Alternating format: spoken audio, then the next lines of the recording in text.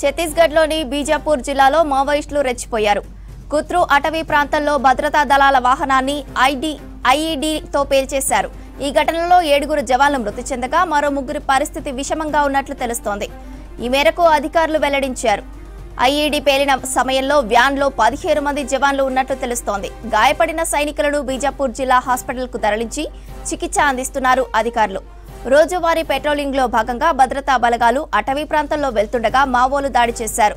గత కొన్నేళ్లుగా ఛత్తీస్గఢ్లోని బీజాపూర్, సుకుమా జిల్లాలో మావోయిస్టుల ప్రాబల్యం పెరుగుతోంది. ఈ క్రమంలో పోలీసులు, భద్రతా బలగాల మధ్య తరచూ కాల్పులు జరుగుతున్నాయి.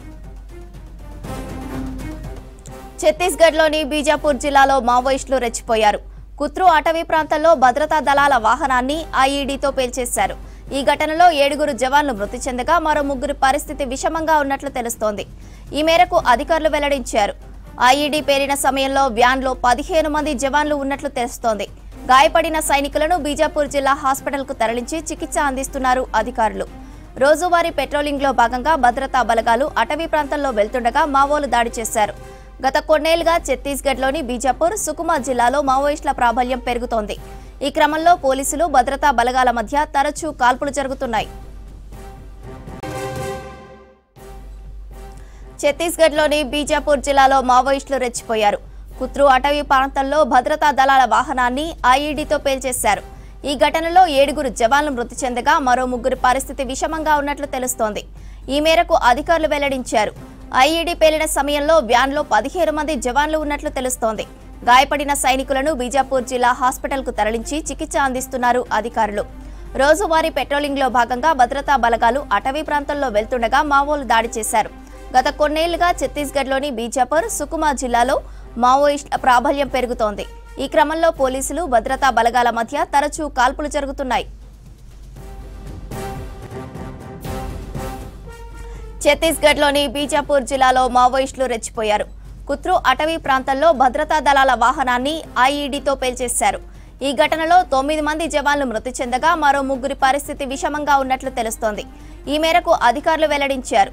ఐఈడీ పేలిన సమయంలో వ్యాన్లో 15 మంది జవాన్లు ఉన్నట్లు తెలుస్తోంది. గాయపడిన సైనికులను బీజాపూర్ జిల్లా హాస్పిటల్కు తరలించి చికిత్స అందిస్తున్నారు అధికారులు.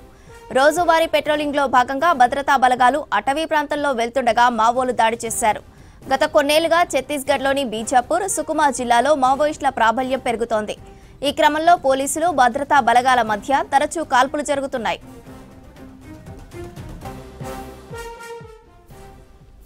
ఛత్తీస్గఢ్లోని బీజాపూర్ జిల్లాలో మావోయిస్టులు రెచ్చిపోయారు. కుత్రు అటవీ ప్రాంతంలో భద్రతా దళాల వాహనాన్ని ఐఈడీతో పేల్చేశారు.